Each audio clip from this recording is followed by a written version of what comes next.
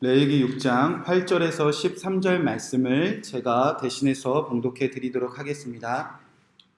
여호와께서 모세에게 말씀하여 이르시되 아론과 그의 자손에게 명령하여 이르라. 번제의 규례는 이러하니라. 번제물은 아침까지 제단 위에 있는 석쇠 위에 두고 제단의 불이 그 위에서 꺼지지 않게 할 것이요, 제사장은 세마포 긴 옷을 입고 세마포 속바지로 하체를 가리고 제단 위에서 불태운 번제의 재를 가져다가 제단 곁에 두고 그 옷을 벗고 다른 옷을 입고 그 재를 진영 바깥 정결한 곳으로 가져갈 것이요, 제단 위의 불은 항상 피어 꺼지지 않게 할지니 제사장은 아침마다 나무를 그 위에 태우고 번제물은 그 위에 벌려놓고 화목제의 기름을 그 위에서 불사를 지며 불은 끊임이 없이 제단 위에 피어 꺼지지 않게 할지니라. 아멘. 제사장 제단 위에 불이 꺼지지 않게 하는 자라는 말씀 제목 가지고 이 말씀을 주 안에서 또 우리 안에 이루어지기를 기도하고 오늘도 하나님의 뜻 가운데 살아가기를 주님의로 권면의 말씀을 드립니다. 5가지 제사를 다 살펴보았는데 왜 또 제사가 반복되는가? 이전에는 잘 이해하기 어려운 제사법이었는데 또 반복되는 이 제사법을 우리가 그냥 무심코 지나가는 경우가 많이 있었는데요. 1장부터 6장까지는 실제로 5가지 제사를 가르치시면서 실제로는 이스라엘 백성들, 그러니까 쉽게 말해서 오늘날의 예배자의 입장에서 제사는 이렇게 드려야 돼, 정결하게 되려면 이런 과정을 거쳐야 돼, 이렇게 예배자의 입장에서 5가지 제사법을 설명하신 거라면, 이제 6장 오늘 우리가 읽은 8절부터 7장 마지막까지는 예배자들이 예배하러 나올 때 다 이스라엘 백성 한 사람 한 사람들이 5가지 제사를 드리러 나올 때 성막에서 헌신하는 제사장의 입장에서 바라본 제사법이다, 이렇게 이해하시면 좋습니다. 그래서 6장 8절부터 7장 마지막까지를 가르쳐서 제사장의 지침서 이렇게 말하기라도 합니다. 그러니까 거듭 말씀드리지만 하나님의 목적은 분명합니다. 이스라엘 백성 중에 몇 명 특정한 사람들만 뽑아서 내가 이 사람들만 제사장으로 사용할 거야, 이 정도의 목적을 가진 것이 아니라 하나님은 모든 백성들에게 제사법도 가르치시고 그리고 제사장이 어떻게 제사를 섬겨야 되는지도 다 가르치셔서 이스라엘 모든 평민 한 사람 한 사람, 어른이나 어른아이나 부하나 가나나 어떤 지파나 어떤 지위에 있어도 모두가 제사장이 어떻게 살아가야 되는지 분명히 다 공개하셔서 모두가 제사장으로 살아가기를, 그래서 제사장 나라 되기를 주님께서 원하신다는 겁니다. 그렇게 하나님은요, 이스라엘 모든 백성들에게 제사장은 이렇게 살아야 돼, 분명히 하나님의 뜻을 비밀스럽지 않게 지금 다 공개하고 계시다는 겁니다. 이 땅에 종교개혁이 일어난 이유 중에 하나가 그 로마 카톨릭에서 성경을 자신들만의 그런 비밀스러운 그런 특권으로 악용했기 때문에 종교개혁이 일어난 큰 이유가 있습니다. 그 중세시대 때 로마 카톨릭에서는요, 성경을 그 라틴어 성경, 그 불가타라고 불리는 그 성경만 진짜 성경으로 인정했고요. 그리고 성경 원어였던 히브리어나 헬라어, 그 외에 어떤 나라, 어떤 민족이 자신의 언어로 성경을 읽는 거에 대해서 대단히 금기했을 뿐만 아니라 이단시했던 시대였습니다. 그러니까 당시에는요, 실제로 그 종교개혁의 그 루터가 95개의 그 논제를 반박했을 때 그 당시에는 어떤 일이 있었냐면요, 1517년에 그 잉글랜드에서 자녀에게 주기도문을 자기들의 말 영어로 가르쳤다고 7명의 부모가 화형당하는 일이 있었던 일이 실제로 종교개혁이 있었던 그 시기에 일어났던 일입니다. 그러니까 그들은 그 라틴어 성경만 강요했고 그 어떤 단어로 자신들의 성경을 알거나 성경을 읽는 거에 대해서 금기했고요. 온 백성을 향한 하나님의 뜻을 그 로마의 교황이나 특정한 사제들이나 그리고 특정한 이익을 위해서 아무나 볼 수 없고 아무도 알 수도 없고 너희들은 읽어도 깨달을 수 없고 너희들은 오직 사제들을 통하여서 읽고 배우고 전한 뜻을 알아야만 된다. 그렇게 비밀스럽게 성경을 감추고 있었다는 겁니다. 그래서 결국 죄를 사함받기 위해서 면죄부가 필요하다. 그런 말도 안 되는 성경을 해석했다는 거죠. 그래서 실제로 루터는 이런 종교개혁을 할 때 이런 얘기를 했습니다. 나는 자신의 언어로 된 성경을 갖는 것이 얼마나 중요한 것이었는지 사람들이 반드시 이해해야 한다고 생각합니다. 그래서 실제로 종교개혁자들은요, 자기 나라의 말로 독일어, 영어 그렇게 자신의 언어들로 해석하고 모든 사람들이 성경을 읽고 하나님의 뜻을 다 알아야 합니다. 그렇게 공개하기 시작했다는 겁니다. 성경은요, 원래 처음부터 그렇게 쓰여졌습니다. 누구 한 사람 지식이 있거나 어떤 특정한 지파거나 어떠한 특정한 사람들에서 쓰여진 것이 아니라 모두가 하나님의 뜻을 알고 모두가 하나님들의 뜻대로 살아가는 것. 특별히 이스라엘 백성 그 모두가 제사장으로 다 살아가기를 주님께서 원하셔서 모두에게 다 공개하고 있다는 겁니다. 자, 그렇게 먼저는 이스라엘 백성들에게 제사법은 너희들은 정결함에서 이렇게 살아야 돼 라고 가르쳤을 뿐만 아니라 실제로 성막 안을 그 성소 안을 비밀스럽게 하나님께서 감춰놓은 것이 아니라 성막 안 그리고 성소 안에 제사장은 이렇게 살아가야 되니까 우리가 언젠가 제사장으로 부름받을 때 제사장으로 부름받는 걸 깨달았을 때 이렇게 살아야 돼. 그런 성경의 지금 그 구절이 바로 우리가 읽고 있는 이 레위기 6장부터 7장까지의 말씀입니다. 그래서 오늘은 첫 번째로 번제에 대해서 말씀하십니다. 제사장은 번제를 드릴 때 이것만큼은 절대 잊지 마라. 그런 말씀이 오늘 말씀입니다. 자, 우리가 번제에 대해서 배웠는데 이제 예배자의 입장에서 아니라 제사장의 입장에서는 무엇을 꼭 잊지 말아야 될까? 8절 9절에 이렇게 말씀이 먼저 시작이 됩니다. 여호와께서 모세에게 말씀하여 이르시되 아론과 그의 자손에게 명령하여 이르라. 번제의 규례는 이러하니라. 번제물은 아침까지 제단 위에 있는 석쇠 위에 두고 제단의 불이 그 위에서 꺼지지 않게 할 것이요. 하나님께서 제사장들에게 이거는 꼭 지켜라. 이것이 규례다. 이것이 법이다. 말씀하셨는데 무엇을 꺼지지 않게 하라고 말씀하셨죠? 불을 꺼지지 않게. 그러니까 제사장은요, 번제가 이제 시작된다. 그러면 그는 불 꺼트리지 말아야지. 그런 사람이 바로 제사장이었다는 겁니다. 그리고 12절 13절도 마찬가지입니다. 12절 13절 보시면 제단 위의 불은 항상 피워 꺼지지 않게 할지니 제사장은 아침마다 나무를 그 위에 태우고 번제물을 그 위에 벌려놓고 화목제의 기름을 그 위에서 불사를 찌며 불은 끊임이 없이 제단 위에 피워 꺼지지 않게 할지니라. 제사장은 번제단이 불이 꺼지지 않도록 아침마다 나무를 가지고 가서 그 제단 위에 불을 태우고 그리고 그 위에 아침부터 시작된 그 누구든지 다 번제를 드리고 오니까 얼마나 많은 사람들이 매일매일 번제를 드렸겠습니까? 이 번제는 한 번이 아니라 내 죄가 깨달아질 때마다 계속 드렸던 번제이기 때문에 아침이면 사람들이 몰려오는데 그 아침부터 저녁 끝까지 항상 불이 꺼지지 않게 그 섬기는 자가 제사장이었다는 겁니다. 그런데 오늘 말씀해 보니까 불은 끊임이 없어야 된다. 그러니까 이 제사장은요, 하루 이틀이 아니라 이스라엘 백성들이 매일 끊이지 않는 번제를 드릴 때에 항상 아침부터 저녁까지 또 그 다음날 아침부터 저녁까지 불을 꺼지지 않게 섬기고 헌신하는 자가 바로 제사장이라는 겁니다. 자, 왜 제사장은 그렇다면 아침부터 저녁까지 번제단에 불을 꺼트리지 않아야 되는가? 자, 오늘 말씀의 구조를 보면요. 시작도 불을 꺼트리지 마라. 그리고 마지막 결론도 불을 꺼트리지 마라. 그리고 실제는 왜 불을 꺼트리지 마라 라고 말씀하시냐면 그 중간에 껴있는 이것 때문에 시작도 끝도 불을 꺼트리지 말라고 지금 이렇게 본문을 전달하고 있습니다. 그러니까 10절 11절 말씀, 이 말씀 때문에 제사장은 아침과 저녁 평생 번제단 앞에서 불을 꺼트리지 않아야 된다는 겁니다.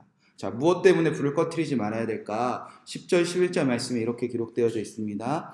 제사장은 세마포 긴 옷을 입고 세마포 속바지로 하체를 가리고 제단 위에서 불태운 번제의 재를 가져다가 제단 곁에 두고 그 옷을 벗고 다른 옷을 입고 그 재를 진영 바깥 정결한 곳으로 가져갈 것이요. 그러니까 제사장은 거룩한 옷을 입고 아침에 들어가 불을 꺼트리지 않습니다. 그리고 번제단에 제물이 다 태우기 위해서, 당연한 얘기겠죠. 번제단에 올려진 그 이스라엘 백성들의 수많은 그 제물들을 다 태우지 않기 위해서 불을 꺼트리지 않습니다. 그리고 번제물이 다 제가 되었을 때는 거룩한 제사장의 옷을 내려놓고 그리고 그 모든 다 타버린 죄를 가지고 진영 바깥으로 나갑니다. 그리고 다 타버린 그 죄들을 진영 재버리는 정결한 곳에 버리기 위하여 그는 불을 꺼트리지 않는다는 겁니다. 즉 하나님께 드려진 이스라엘 백성들의 번제물이 다 타서 죄가 되는 것을 섬기기 위하여 제사장은 불을 꺼트리지 않는다는 겁니다. 자, 왜 불을 꺼트리지 않는지 설명이 되었는데 이것을 정확하게 이해하기 위해서 우리가 이미 번제에 대해서 배웠습니다. 여러분, 번제는 무엇을 위한 제사라고 우리가 배웠죠? 속죄함.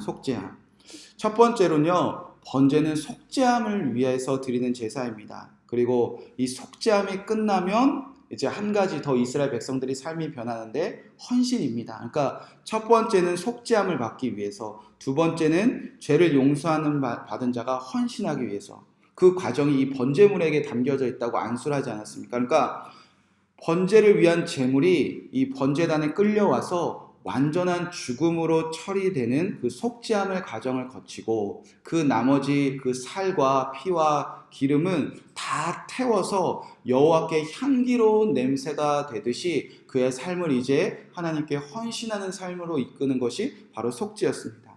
자, 그렇다면 여러분, 이스라엘 백성 중에 한 사람이 죄가 있어서 내 죄를 용서받기 위해서 이제 번제물을 끌고 옵니다. 예를 들어서 소를 끌고 옵니다. 그리고 안수를 합니다. 그리고 그 소가 죄에서 사함받기 위해서 완전한 죽음으로 처리되는 그 수송아지를 죽이는 그 일은요, 누가 하라고 주님께서 명령하셨죠? 예배자가 하는 겁니다.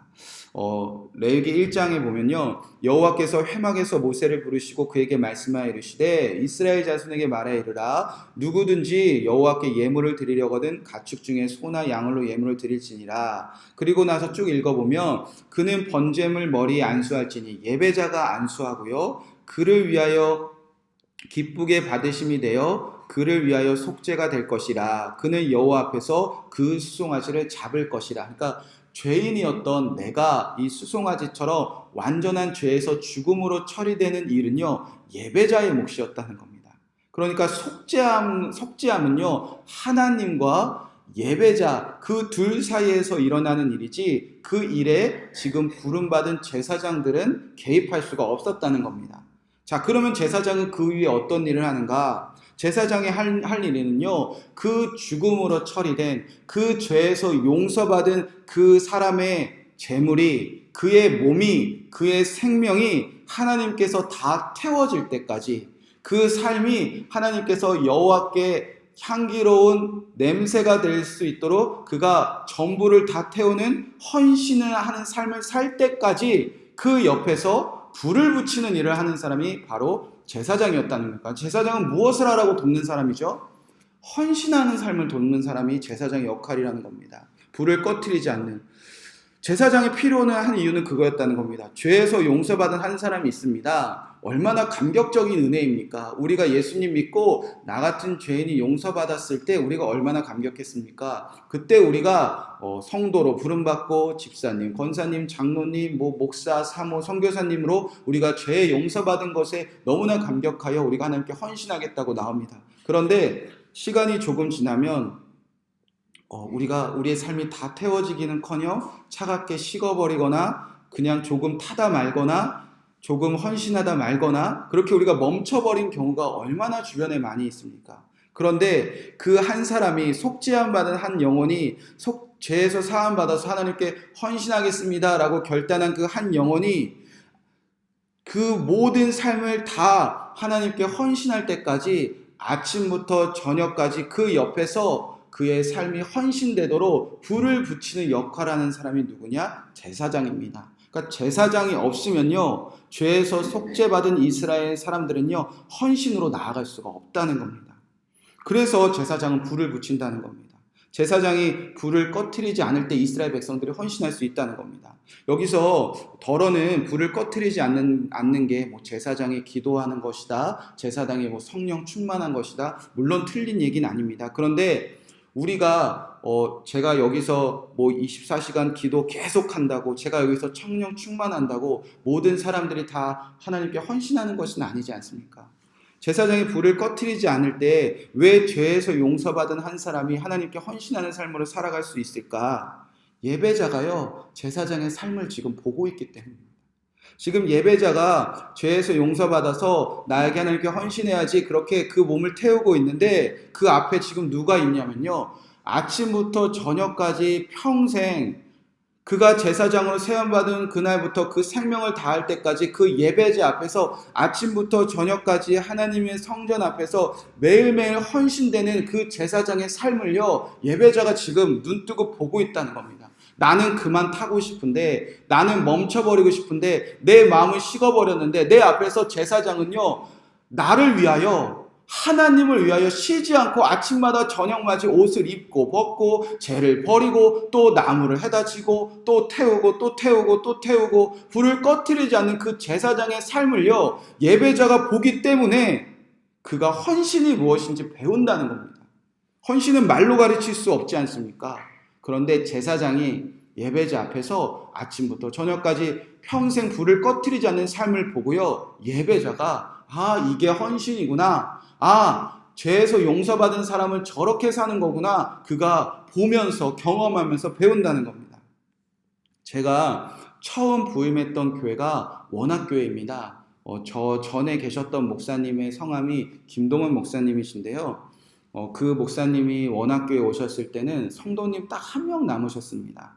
그리고 그 성도님 한 명 남은 그 시골 교회에 사모님과 갓난아이를 데리고 20대 후반에 그 교회에 부임을 하셨습니다. 성도들이 다 떠나간 교회였고요. 교회는 가건물로 지어져 있었고, 비가 오면 비가 들이치고 바람이 불면 먼지가 들이치고 쥐가 막 들끓는 아주 열악한 교회였습니다. 그런데 갓난 아기 듣고 온 그 젊은 목사님이 청년 때부터 자그마치 12년 동안 교회를 떠나지 않고 헌신하셨습니다.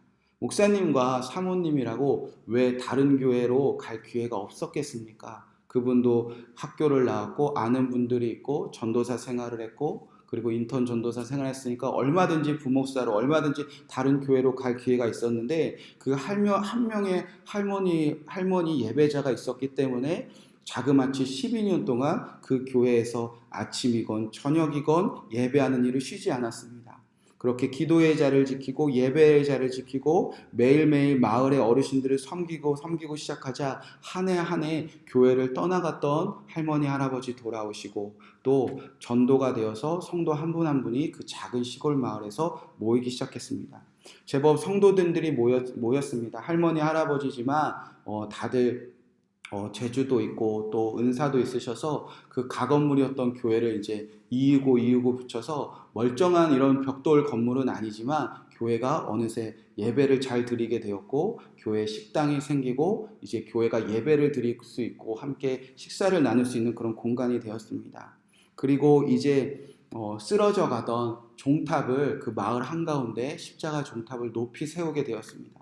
그리고 12년째가 되는 날 그 마을 중앙에 새로 지은 그 높은 십자가 종탑을 세우면서 그날 밤 목사님께서 사모님과 밖에 나와서 저녁에 그 불을 켜면서 너무 좋아하셨대요. 그러면서 사모님께 이제 여기서 목회만 하면 되겠다, 그렇게 너무 좋아하셨는데, 며칠이 지나서 목사님이 운동을 하시다가 심장마비로 돌아가셨습니다.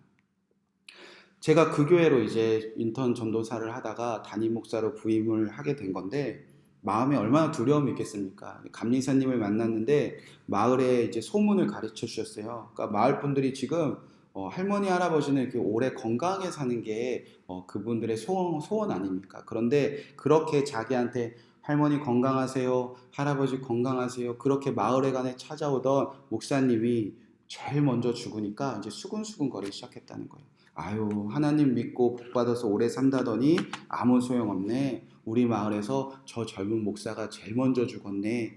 그렇게 하나님 믿어도 건강하지 않는 이렇게 마을은 수근거리고요. 12년 동안 한 분 한 분 모여서 함께 온 성도님들은 담임 목사님을 잃어서 슬픔에 차 있었고요. 실제로 사모님은 이제 갈 곳도 없었고 그 7살 난 아들과 그리고 중학생 여자 딸 한 명이 있었는데 그분들도 아버지는 슬픔에 차 있었고 7살 난 아들은 목사가 꿈이었는데 이제 목사 되면 나도 아빠처럼 빨리 하는 나라 가냐고 목사 안 하겠다 그러고 중학교 딸에는 제가 한 달 동안 같이 예배를 들었는데 말 한마디라는 거 못 봤습니다. 그렇게 슬픔에 빠져 있었다는 겁니다. 그러니까 제가 목회 경험도 없었는데 얼마나 두려움이 있겠습니까? 교회는 슬픔에 빠졌고 마을에서는 교회를 조롱하고 사모님과 아이들은 갈 데도 없고 제가 목회를 잘할 수 있을까 두려움이 있었는데 교회에 부임하고 성도님들을 만나고 얘기를 나누니까 그 염려가 다 사라졌어요. 왜냐하면 이 성도님들이 목사님과 사모님이 12년 동안 매일 아침 저녁 교회 안에서 살아가는 그 헌신을 보았기 때문입니다. 마치 번제단에서 불을 끄지 않고 그 12년 동안 교회에서 교회를 지켜낸 그 삶을요 다 알고 계시더라고요. 그러니까 젊은 사람들이 시골에 뭐하러 고생하러 왔어요 라고 말했던 성도님들이 어느새 그 목사님과 함께 아침마다 저녁마다 함께 예배하고 기도하면서 헌신이 무엇인지 이미 배웠고요. 저 같은 목사가 가서도 저 같은 목사를 도와서도 헌신할 준비가 다 되어져 있더라고요. 여러분, 우리는 쉽게 헌신합니다. 그런데 우리가 정말 하나님께 헌신하고 있다면 그 앞에 누군가 제사장이 있었기 때문입니다. 누군가 우리 앞에서 헌신이 무엇인지 가르쳐준 고통당하고 힘든 일이지만 정말 누구도 하기 어려운 일이지만 누구도 아침 저녁 이 삶을 평생 살아내는 것에 녹록지 않았지만 말할 수 없는 그 고통의 자리에서 헌신한 누군가를 우리가 보고 배웠기 때문에 우리가 헌신할 수 있지 그 제사장이 이 땅에 없었다면요 우리가 아무리 죄의 용서받아도요 헌신이 무엇인지 알 수가 없습니다. 출애굽기 32장에 보면 하나님이 헌신이 무엇이다 정확하게 말씀하시는 장면이 있습니다. 출애굽기 32장에 보면 죄에서 용서받은 그 이스라엘 모든 백성들이 모세가 시내산에 올라 그 하나님의 율법과 계명을 받는 그 40일 동안 이스라엘 백성들이 남아서 뭐 하고 있었죠? 아론이라는 제사장과 함께 금송아지 만들고 있었습니다. 하나님이 얼마나 기가 차고 얼마나 답답했겠습니까? 그래서 모세가 내려오자 하나님께서 그 금송아지를 만들어 놓고 이것이 우리를 인도한 하나님이다 라고 말하고 거기서 절하고 먹고 마시고 있으니까 하나님께서 그때 분노하셔서 모세에게 분명히 이렇게 말씀하셨습니다. 저 우상 숭배에 빠진 이스라엘 백성들은 내가 다 진멸하고 내가 너와 다시 시작하겠다. 그때 제사장이었던 아론은 헌신하지 않고 나는 아무 잘못 없다고 변명하고 핑계대며 저 사람들이 잘못한 것이 나는 아무 잘못 없습니다. 그렇게 제사장이 헌신하지 않았고요. 이스라엘 백성들로 목이 뻣뻣하여 아무도 그때 헌신하지 않고 우상숭배에 빠져 있었다는 겁니다. 그때 모세가 하나님의 마음을 돌이키기 위해서 하나님 차라리 하나님의 책에서 내 이름을 지워달라고 그가 헌신합니다.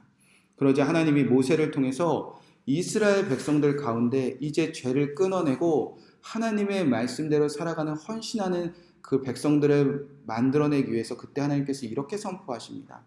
출애굽기 32장 20절에 보면 모세가 그들에게 이르되 이스라엘 하나님 여호와께서 이렇게 말씀하시기를 너희가 각각 허리에 칼을 차고 진 이 문에서 저 문까지 왕래하며 각 사람이 그 형제를 각 사람이 자기의 친구를 각 사람이 자기의 이웃을 죽이라 하셨느니라. 여러분 얼마나 끔찍한 말씀입니까? 죄에 빠진 그들이 하나님의 말씀대로 살아가고 성막을 짓는 백성들이 되기 위해서 그 이스라엘 백성들 중에서 자 이제 너의 형제들을 죽일 자 일어나라. 너 친한 친구들 죽일 자 일어나라. 너의 그렇게 먹고 같이 살았던 그 이웃을 죽일 수 있는 사람이 일어나라.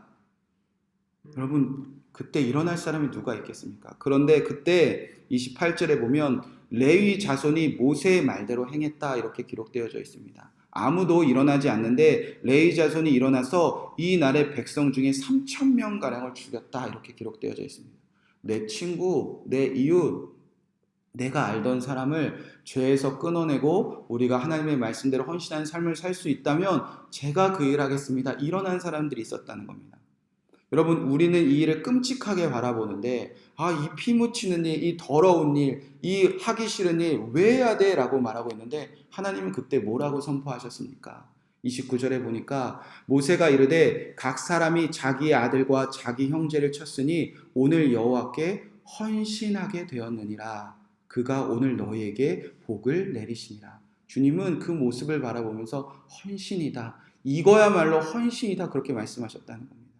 죄에서 사함받은 그들이 하나님의 말씀대로 살 수 있는 그 삶을 살아가기 위해서 누구도 하기 싫고요. 누구도 그렇게 하기 어려웠고요. 누구도 그 일을 다 꺼려하지만 하나님, 우리 모든 형제와 모든 자매들과 우리 모두가 이 이스라엘 공동체가 하나님께 헌신할 수 있다면 제가 그 일을 하겠습니다.